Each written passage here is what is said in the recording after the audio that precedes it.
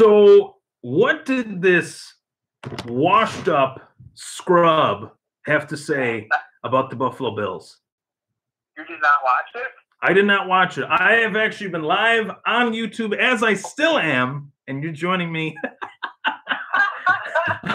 on the Thomas Take Sports podcast. Oh, this is starting to be a thing. I'm gonna have to block you.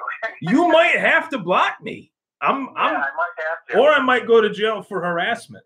I don't know. Yeah, one or the other. One or the other. Well, listen, he was gloating kind of about his current situation of moving to the Browns, and he was trying to pat himself on the back a little bit and kind of make it seem like he was humble, but very pumped to be considered the prime candidate in the Browns organization for quarterback. Then the part that sticks me is he was asked about how he felt, about the Bills, and of course he mentions that there was some. He doesn't say there was animosity, but he alluded to it. And then he mentions about how he would love to knock the Bills off in the playoffs. And I'm like, what? And they're talking to him. I forget what coach it was or which player. I think it was an old player. Said that he is the best quarterback that the Browns have had in the organization for years. I think it was like around 10 years or something like that. That's like no.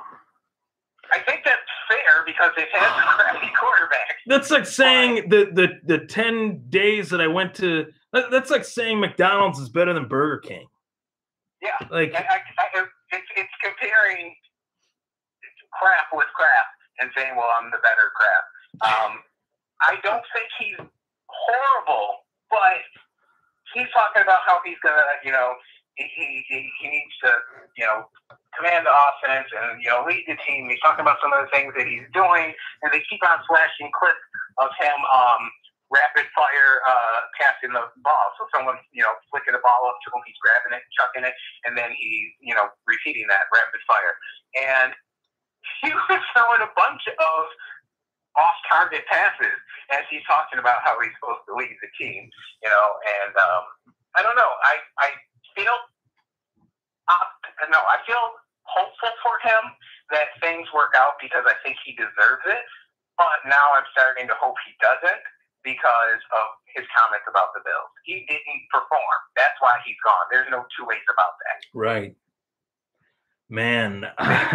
They didn't let him go because they said he doesn't, or because they said that he does not have talent. They know that he has certain talent.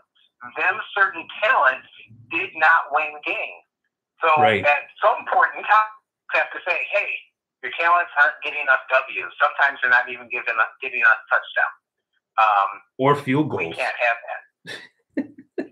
that. So he's going to go over to the Browns, and because the receivers are good, better, he's going to be a top-notch quarterback.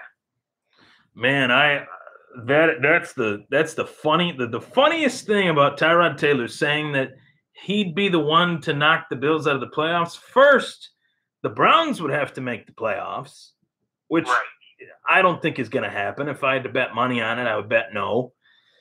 I would bet as well that it's not a lock that the Bills would make the playoffs either. You have to make it in order to even have a chance to beat a team in the playoffs. Right. And now all the things that people said were good about the guy, being a good guy and not being a talker, he just flushed that down the toilet with comments like that. He didn't have to. Yeah. What if he's so happy? If he's so happy with his Cleveland gig, with his QB1 status with the Cleveland Browns, and all the weapons that they talk about constantly, why does he continue to bring up the past? Yeah.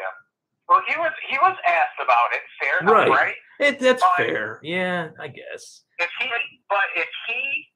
were honest with himself, he would honestly say, you know what? I did not deserve to continue in a starting role with the Bills because I wasn't performing to the level that I should have. Now, if he says that there shows I know that I have talent, I know that I'm good, and I wasn't performing as good as I could. Because you mentioned this, I think it was like 2 shows back when I was on, but if what he did the last year with the Bills was his best, then he absolutely should not be a Bill. Right. Because that was not good enough. Right. So if he were smart, even for his future with either the Browns or whomever he may go to next, he would be smarter to say that was not my best. I know I did some things right, and I helped the Bills in some ways get to where they were, but that was not good enough.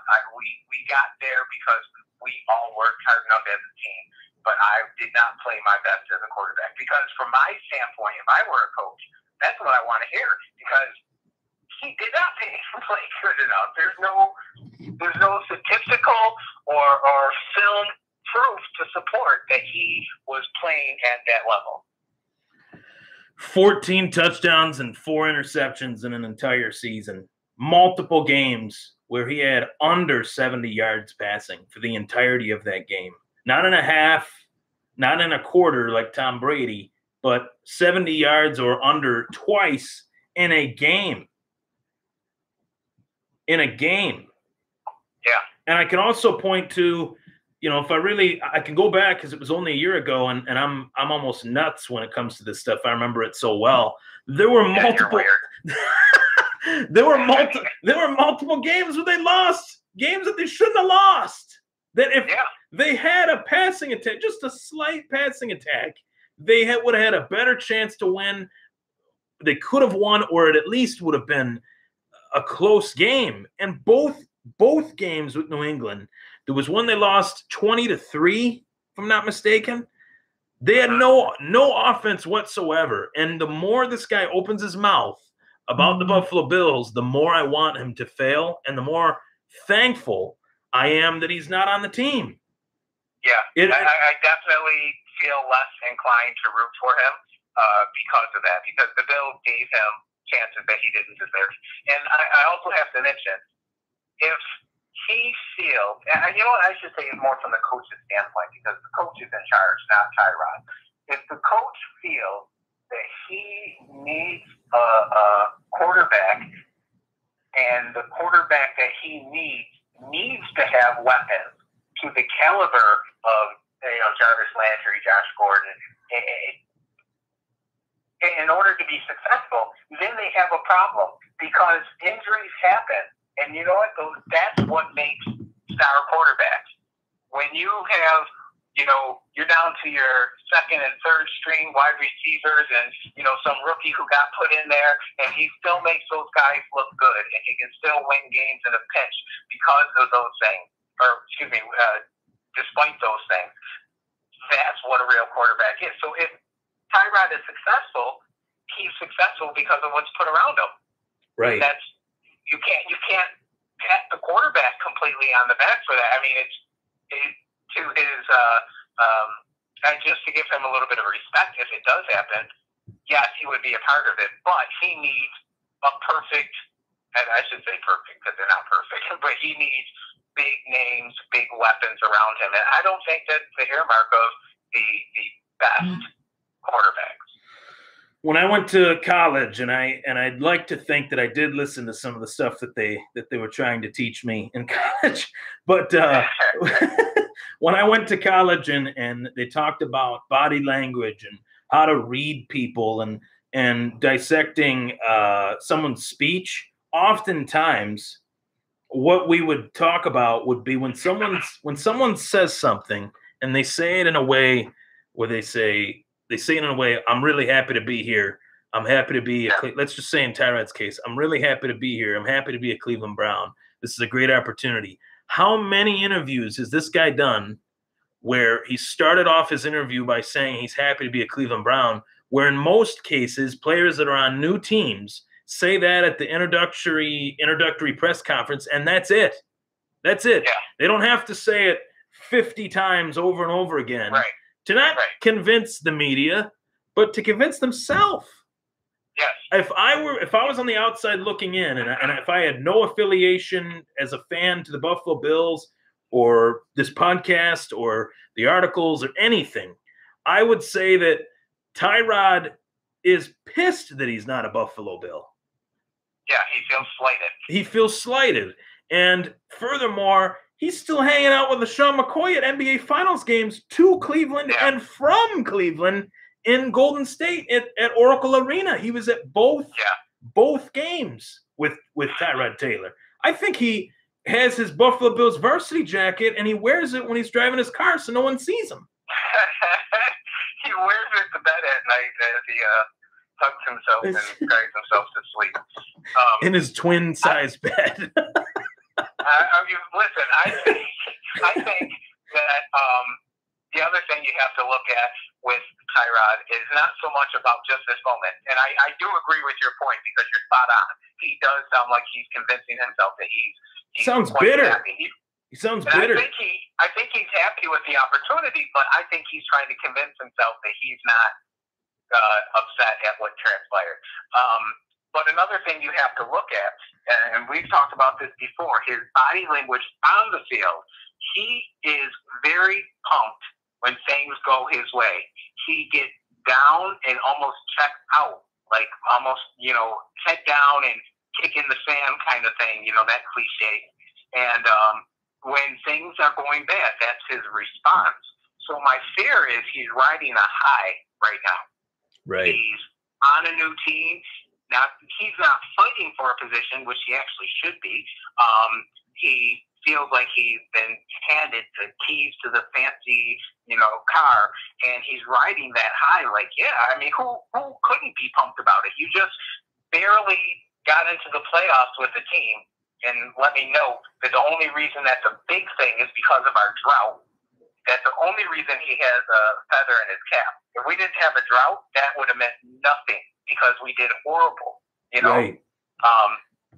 But anyway. They made it because they won a Week 17, and nobody's willing to say this for whatever reason. They don't want to admit it. It's like they live in denial. They made it in Week 17 against a Dolphins team where their quarterback for the game was David Fales. And we made it by beating that team and also by another team winning. If we had won the Miami game and Cincinnati lost, we wouldn't have made it. Right. So I don't know why people forget that. They talk about Andy Dalton's past, but they forget about it. They praise. They use that, like you said, as a feather in his cap that, quote unquote, he got the Buffalo Bills into the playoffs. Yeah, it's unbelievable. I think that's the problem is that in his head he was the savior for the Bills, and how could you let go of the hero? And really, it was not him. I almost wish. I don't wish we didn't get rid of the drought last year. But there's part of me that goes, I wish that he wasn't able to say that, because you take that out of his basket, and what does he have to show? The fact that he doesn't throw interceptions? 3 years of mediocrity. And my one buddy said, I'd rather, with the quarterbacks that the Bills have had, he would rather take mediocrity than some of those guys. I'm telling you, I 100%, and people will laugh when I say this, and this was my response to my friend Eric, and he's probably watching right now. This was my response. I said, I would take Kyle Orton with a full tin of tobacco mowed into his lip over Tyrod Taylor. I would take that. That's a statement and a half. Case closed, because that actually happened. He actually took a half a tin of Skol, long or wintergreen, whatever it is, put it in his lip and threw touchdown passes. Tyrod Taylor couldn't even do that sober. What are we talking about? I mean, just, and then he has the gall to sit wherever it was. I actually still haven't seen it. I wanted to call you not knowing what it was yet and then have you tell me. And he, as you touched on something that was really, that triggered something in my mind. He should be fighting tooth and nail for that job. Right. Because you know as well as I do, as soon as he shows that he's Tyrod Taylor, that will give Cleveland more than enough reason to start once again, I'll say this again, one of the worst first overall picks ever. Ever. It's not even, and so many people said I was jumping the gun, that he should at least get a chance to. Dan Schalk said, buddy, you should at least let him play. I don't have to let him play anything. Based on who was available, based on what they did leading up to that offseason, based on the other quarterbacks and the other players, Saquon Barkley, Bradley Chubb, they misfired so badly, and it will only take a year for everybody to figure that out. But not me. Yeah. That was a little bit crazy. They could have traded back and gotten an extra pick and still gotten two good players, a solid player and a solid quarterback. But whatever. I think the one thing that Tyrod Taylor is forgetting here, and I know that this isn't said, but I would think that if you're saying anything different, you're fooling yourself. He's literally a bridge. Right. He's not there to run the team for the next 7 years. So, to be pumped up because you're the number one in a situation where they want to groom somebody else to be your number one, like, how do you get fired up about that? He is literally a guy let me just think of it just in these terms. It's like he's a guy that is really happy that he's dating a girl that's way out of his league, but he knows at some point they will break up. She will break up with him, and he will be on his own. He's a rebound guy. Right. He's a rebound guy running around talking about how beautiful his girlfriend is, and he thinks he's going to get married. Or maybe they will get married, and then they'll get divorced right away. Yeah, but I don't even think it's going to get that far. He literally is a bridge. It would take a miracle.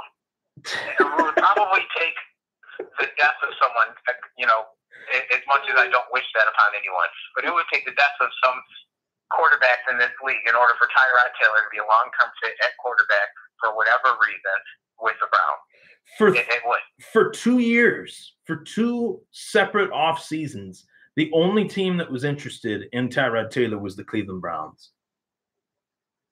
That's it. That's it. And if people all of a sudden, Cleveland gets Jarvis Landry, Cleveland gets Carlos Hyde, Cleveland has another first over, Baker before Mayfield. They got Jarvis Landry and Carlos Hyde. They traded for Landry. They signed Carlos Hyde, and everyone acts like Cleveland all of a sudden knows what they're doing. Yeah. Based on what? And I even thought that the Jarvis Landry trade, as much of a steal as that was, trading only a fourth round or a fourth and a sixth or a fourth and a seventh away for a guy like Jarvis Landry, you're only as good as the quarterback that's throwing to you.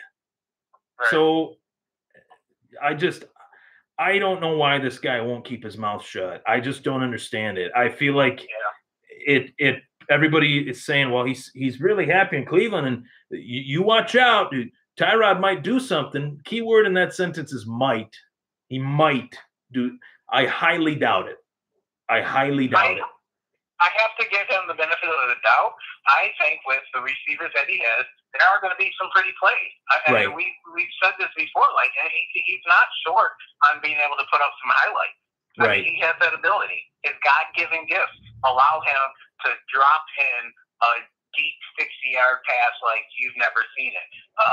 And his God-given abilities allow him to, lose 5 or 6 defenders and drop for 15 yards or more, which is awesome. But that is not how you win games. You look at Tom Brady, and I hate to beat that dead horse because I hate saying his name all the time, but he doesn't put up these, highlight plays. I mean, granted, he's got a golden arm at times, right? But you don't see him ducking and diving and dodging, and you don't see him coming out of the backfield and catching a pass. You don't see those things from him, but he's a great quarterback for a different reason. You watch him throw, 40 passes, and you watch how many of those are going to be caught for, 5 yards or more consistently. That's how you win a game. Much like people, like they say, everybody's different. Every quarterback that is elite is different in their own way. And every quarterback that's crap is also crap in their own way. And I know I can be a little hard on the guy sometimes, and I've definitely had my fair share of emails stating that, my buddy Deshaun Vincent came on the show once, and he said, I think you're a little too hard on Tyrod. I don't want to say this in a way that it sounds pompous, but I have yet to be wrong about the guy. So, I think that, and I've yet to be wrong about him, and I've yet to be wrong about the current situation as it stands. My mock draft, I had the Buffalo Bills taking Josh Allen at 12. I thought he'd last that long, but they traded up, whatever. But the contrast in my belief in their quarterback group now compared to the quarterback group that they had last year is night and day different than what it was. So if he's truly happy, which I really believe in my heart of hearts that he's not, because he's still hanging out with LaShawn McCoy, he's still posting pictures of when he was on the Bills last year on his Twitter. There's still a lot of reasons to think that he's not happy with his situation. He might be thankful for his opportunity with the Cleveland Browns, but to say that he's happy to be a Brown and he's fully committed and fully invested, if that was the case, why would he not be quiet about his past? I just don't get it. Because he knows he's not going to be talking too much longer. He's not going to be, You want to talk about another situation where this took place when Brett Favre went from the Packers to the Jets. He barely talked about the Green Bay Packers, and he played there for over half a decade. 15 years he was there. So he was the Packers. So it's like Tyrod was here for a minute. He was a bridge, and now he's going to another place to be a bridge. I think that's what he's doing. He has to convince himself that he's happy with the situation. You know what?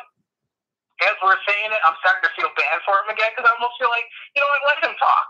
Because you give it another year, and we may not be talking about Tyrod at all as the starting quarterback.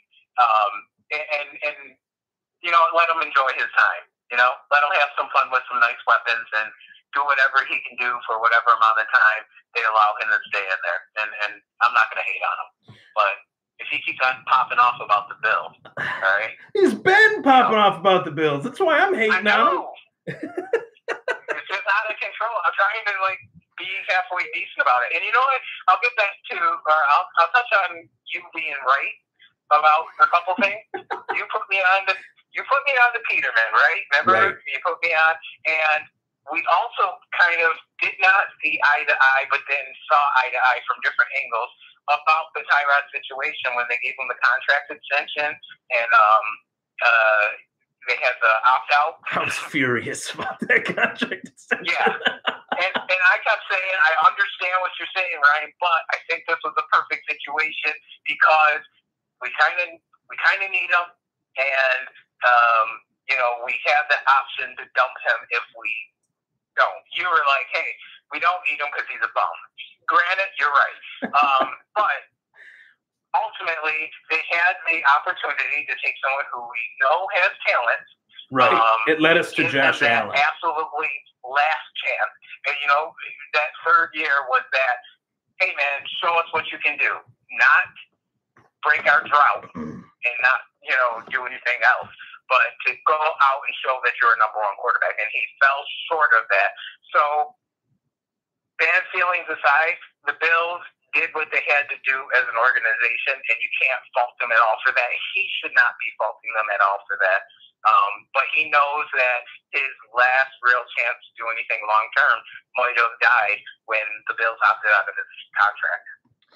And it was, in hindsight, the team was in transition then. They were going from different head coach to different GM, and it led them to taking Nate Peterman, and then it led them to taking Josh Allen, and led them to signing A.J. McCarron. So all in all, it turned out the way I think it was the best case scenario. Yeah, it worked. Because we had a guy who did what he needed, what we needed him to do for that year, and we got all the stuff that we need. right now, as it stands, McCarron might be losing out on first-team reps and OTAs, but even if that's the case, let's just say Nate Peterman and Josh Allen are now competing for the number one spot, and AJ McCarron's kind of taking a back seat. They can get out of that contract for little to nothing and just cut them if they wanted to. So I don't think that'll happen at all, but just hypothetically, they're not tied to anyone. They're not even tied. They're not even tied to Josh Allen. What they're doing right now, I think, is more so. And this is my feeling that you have more insiders than I do because I have zero. Well, I have you. You got me, the best. But yeah, of course, I don't need anybody else. But what I think is happening, what I would like to think is happening, is that they're seeing Peterman do a little bit more, and they're allowing him to battle with AJ. And I think that's good because it's going to let a player under Allen to work harder and gain those reps. And it's also going to fire up both Peterman and AJ. When you have that real competition against hungry people, you have people stepping their game up. And that's, oh God, I hate getting back on Tyrod. That's what's missing right now with that whole situation. Right. What does Tyrod have to prove? He's throwing these dumpy passes in this video. Wait till you see this, man. When you see those passes, you're going to be like, wow. I don't know if I want to watch it because I've watched it for 3 years. No, you want to watch it. Put me out of my misery. But he's there thinking that he's the guy, and I feel like he's missing out on what he really needs to be doing. Take this opportunity to throw aside the things that you didn't do in Buffalo and grow. Right. Focus on those things that you couldn't do and just go, I'm going to use this time to get better. Now I'm going to use this time to kick it with these teammates so we get on the same page friendship-wise so we can go out there and kick butt, which he said in this interview. He does not need friends. He needs to learn how to throw the other players the ball correctly, and that's what he should be spending his time doing. Some bum on the Cleveland Browns said that he's the best quarterback that the Cleveland Browns have had in a long time. And I made the joke earlier about how that's like comparing McDonald's and Burger King and saying that McDonald's is better. They're both crap, both bad for you. What I'm going to say is that Josh Allen, Nate Peterman, and AJ McCarron with combined on their own versus, AJ McCarron versus Tyrod, Peterman versus Tyrod, Allen versus Tyrod. I'd take those three guys over Tyrod Taylor in a heartbeat over Tyrod Taylor. And in due time, Cleveland is just like Buffalo. And what I mean by that is they have diehard fans. They have fans that really want to see their teams win. They're starved for winning because they haven't seen it in a long time. As soon as Tyrod Taylor shows that he is Tyrod Taylor, they will chew him up and spit him out. And it will happen. It will happen. I guarantee. My prediction, if I were to look into a crystal ball and predict this, I would say that by week 5, Tyrod, and pun intended on the 5, that's his jersey number, the amount of weeks that he'll play this season are on his jersey.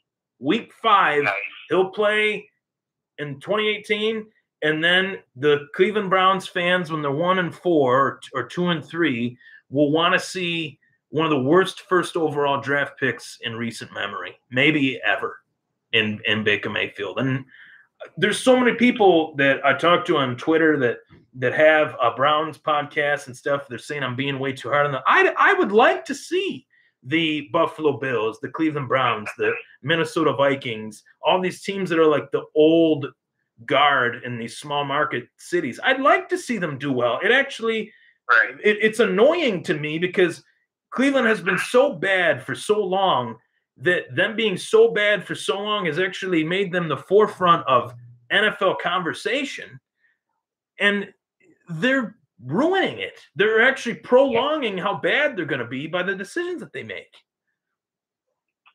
I agree. I think that's why the Browns fans, unfortunately, are so happy for Tyrod, is because it's in their head it's better than Burger King. Yeah, and they're content with that because it is better, but it's marginally better and it's short term. And it's going to be like, I'm going to switch it up and I'm going to say it's like, Mighty Taco. If you go in there and grab a huge burrito with a whole bunch of hot sauce on, you're going to be regretting that in your belly for a long time. And I have a feeling Tyrod's going to Mighty Taco extra hot on them for a little while. Because it's not going to be nice. When he plays a couple goofy teams, or maybe even in preseason, he looks to shine. I think he might look good. And when I think push comes to shove, and he has to, march down the field and score a touchdown because they're behind, I think you're going to see who he really is. And I think you're going to see that fairly consistently. I think he's going to put up the good numbers when the times are good, when things are fair weather. But when push comes to shove and you need a quarterback to win the game, I think he's going to show what he showed in the playoffs. He can't go, as I've said it thousands of times, he can't go drive for drive. He just can't do it. No. He just can't. And some guys can't. That's I'm not saying it. We're talking about sports, and so many people get the sports side of it completely misconstrued and look at, well, he's a nice guy. And it's like, I did think that. I did. And to a degree, I still do. But when you're trashing the team that gave you your shot, in my eyes, in the NFL, that really gave him his true shot. More of a shot than he deserved. More of a shot than he ever deserved. I was at that training camp. I watched. It was Tyrod, it was Matt Castle, and it was E.J. Manuel. And I honestly, in the training camp practices, did not think Tyrod had the chops to be a starter then. When they gave him the job, I thought, all right, let's see what he's got. He did okay. And then each year after that, he got worse. And to be honest, the guy that I thought won that job was EJ at the time. Right. And that didn't work out, but there's a lot more positives in what EJ Manuel is doing right now as a backup than what Tyrod Taylor is doing as a assumed or presumed starter. Yeah. Yeah. And what I mean by that is taking a situation, for people that are watching, taking a situation that, he was on Buffalo, he was the first round pick going to Oakland, turning that into a positive, trying to be the best backup that he could be. Well, Tyrod Taylor's being the jerk start, the biggest jerk starter that he could be. Yeah. It's just, and I get so much flack the last one we did on Tyrod Taylor, and everyone's saying, hey, he's not on the team anymore. Stop talking about him. I'm not talking about him. He's talking about the team he's talking about our squad. Why would I not bring him up? Yep. I just don't get it. He started it. Right. He started it. That's all I can say. He started it. And I would have been totally fine with not bringing him up, but I just felt like there was a lack of appreciation, and it almost made me think, it almost made me want him to just say, yeah, I wasn't good enough in Buffalo, because I didn't want him to have to admit that before, because he's moving on, put the past behind you, go forward, use the situation for, the best for you. We like you and all, blah, blah, blah. But now that he's going, in a way, trashing the Bills, no, dude, admit what happened. This wasn't a pure business dollars and cents choice. It was business. It was business. Like, we were not getting the return on investment, and you had the opportunity. We sat you down and we said, look, straighten up. You got to do better. Here's this contract. We're going to give you another opportunity, and we want to make you the starter you say you can be, but just go out there and prove it. And he didn't, and I think on the week Peterman got put in, he pretty much was handed that pink slip. He knew the writing was on the wall, and there was no surprise. And he needs to stop looking at the playoffs as the reason that he thinks that he did well. Right. He put up numbers. He did what a quarterback should do in this league, even if they stink. You have great people around you. You should be able to make some pretty plays. You should be able to do some damage against teams. But whenever we needed him to be a leader, he fell short of being that leader.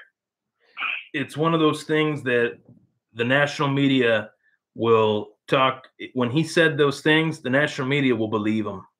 They'll believe that Buffalo is this black hole, if you will, for quarterbacks. And that really, really pisses me off because the national media does not understand this team the way that the people of Buffalo do. They don't watch. They don't watch the Bills. I don't care what anyone said. I can even tell that they didn't watch the game when they do the highlights. I can tell when they watch a game, maybe in its not in its entirety, but when they watch that highlight take place, there's moments where they watch what led up to that highlight and they talk about that with other teams. They don't do that with the Bills. They don't do that. And it's always been that way. And it's never going to change. I'd like to think that it is, but it's so. If you base your opinion on Tyrod based on the highlights, you're so misinformed. Right. There's so much behind those, and you might see 3 trips to the red zone where we don't put up any points, or maybe we catch a field goal out of it, and then he throws a 60-yard bomb, and we get a touchdown, and that's what we see on the highlight. That's all well and good. I like the showmanship, but there's 3 times in the red zone, that we should have been putting up points, and that's where games count. And if you want to make a real honest assessment of Tyrod, I would almost challenge people to 4 games from last year and sit down and watch it and critique it, and then still come away with the same opinion where you defend Tyrod. And what if they kept him? What if they kept him on the team and they didn't go after one of these quarterbacks in the draft? It would have been one of the worst decisions in franchise history. Yeah. And I'm saying that like I don't even want to think about it. I mean, I couldn't imagine in any scenario him remaining with the team in 2018. I was saying it. I felt like I was beating it like a dead horse for a while. There was no scenario. I said this at the start of last season. There's no scenario where he stays on the team. I just didn't see it at all. I think I chimed in. And said that I thought that he could be kept as a third QB, as maybe even a fringe second, and have to fight for any sort of an open competition or whatever. Starting role, and he was too prideful to even do that. He wouldn't have done that. That's beyond his pride. I think that once I see the people that the Bills organization were able to bring in, I'm content with it. Right. There's no. I don't feel like, oh my goodness, I'd rather have mediocrity and just be able to get what I know he can give, as opposed to these players. Like, I feel like, hey, even if this year isn't the absolute greatest year, we have contenders. We have people who are going to have the ability to show that they want it and have upside that I don't think Tyrod has. It's unbelievable. I didn't think he'd be on the team in 2018, and I'm going to say that people will realize they'll know once the games actually take place. They'll understand that the quarterbacks that they have are night and day better than him, and the people of Cleveland will once again be left wondering whether they should even have a team, because ever since they got their team back, they have been the toilet of the NFL. And you are working for some angry emails right now. I know it, but they don't understand it, and they're their fans. I'm not even one of their fans, and I get it. That's what I don't understand. It's like they are fans, and it's almost like sometimes when someone's a fan, they're not willing to understand that their team is dysfunctional and terrible. If they owned it, they might actually get better, right? Yeah. I mean, you can't fix the problem if you don't think there's a problem. There's a massive problem. Whoever and they're saying, well, we haven't had a good GM with this guy. We didn't have a good GM and a coach with this guy. We didn't have. It's the owner. It's the owner. Their owner, Jimmy Haslam, is nuts. He's even nuttier than Jerry Jones. It's insane. And by nutty, I don't mean like mental. I mean like just egotistical, falsely obsessed with things that are completely obsessed with things that aren't even reality. Like thinking that Tyrod Taylor is starting quarterback, or in Jerry Jones's case, thinking that there's so many instances with Jerry Jones, thinking that Tony Romo is the closest thing to Tom Brady is just I don't even know what to say to that. Tony Romo had a couple years where he was heaving the ball and making some plays. But Tom Brady-esque? No category. way. Yeah, never even close to Tom Brady. You might be pushing it there, buddy. You think so? You know what? He's had his qualities. I don't think you can necessarily compare him to Tom Brady because he'll never dissect a defense like Tom Brady did. Right. He could sling it. There's no doubt about that. And he right. was gutsy. Right. He was gutsy, and I think his gutsiness paid off more often than it probably should have. But at the end of the day, he did it consistently enough to go. I mean, he's making the right choices and putting the ball where it needs to be, and people are making plays. So you have to give him that credit. Right. He did have a few good years, but I mean, I put Tom Brady in the all-time great discussion. I don't when I say those 3 or 4 words, I'm not thinking of Tony Romo. I'm just not. I would agree with that. Right. I just don't want you to. I don't want you to discredit his name too much because I like Romo. No, Romo won me a fantasy championship. He wasn't terrible. He was really good for like 10 years. But yeah, I had him on my fantasy team one year, and he ripped it up a couple times, and it's not because he wasn't one of those quarterbacks who would go to the running game. He would shut the whole entire game. They could be up by 20, and he'd still be chucking it. He threw like 58 passes, let's go for 600. like 58 pass attempts a game the one year or something. I loved it. Hey Ryan. Yeah, you got to get going. Follow-up questions because I got to get my kids some dinner. I got one more. If you were to give a record prediction for the Bills in 2018, what would it be? Oh boy, that's really tough because we don't have a number 1 quarterback yet. Well, yeah, I mean, let's just say if McCarron was starting, which I think is the most likely scenario. I'm going to have to venture around 500. We're gonna 8-8, 9-7, one of those. Yeah, somewhere around there. I'd agree with that.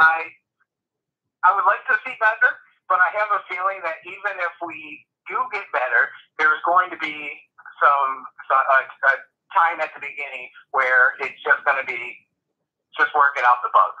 The first 3 or 4 games, you're going to see the ups and downs. I think that if we click, that number could change upwards, but I would say solidly around that 500 marker. Now, what about the Browns with Tyrod Taylor? You know what? I want to say that if he could put the ball up consistently and do it well, that they could be, 10-6. But I'm going to be realistic and flip that. 6-10? Yep, because I do not think Tyrod is going to be surprising teams.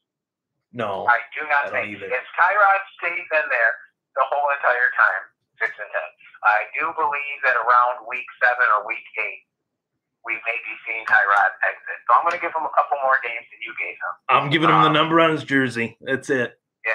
You got 5, I got around 7 or 8, and I think at that point in time, we are going to see a shuffle. If he's not performing at a level that looks like he's going to be able to beat the higher tier teams consistently, then we're going to see a shuffle. And it would probably be, I can almost guarantee it's going to happen around that 7 or 8. We'll meet in the middle and say 6 weeks, which is the number on Baker Mayfield's jersey. It's all written in the sand, man. You just got to be able to read it. Time. It's only a matter of time. I'm someone drafts him in the fantasy league. I really do. Yeah. Yeah. That's putting a target on your back if I've ever heard it. Right. Well, take care, man. Thanks for joining me. It was awesome having you on again. Absolutely, man. Have a good one. You too. Yep. Bye-bye. Samuel White. That was the Thomas Take Sports Podcast. Tyrod Taylor, keep your mouth shut. What you have to say, we're over you. We're done with you. You guys remember when I shredded the newspaper with Tyrod Taylor on it? I don't have another one, or else I'd shred another newspaper with Tyrod Taylor on it. Take care, everybody.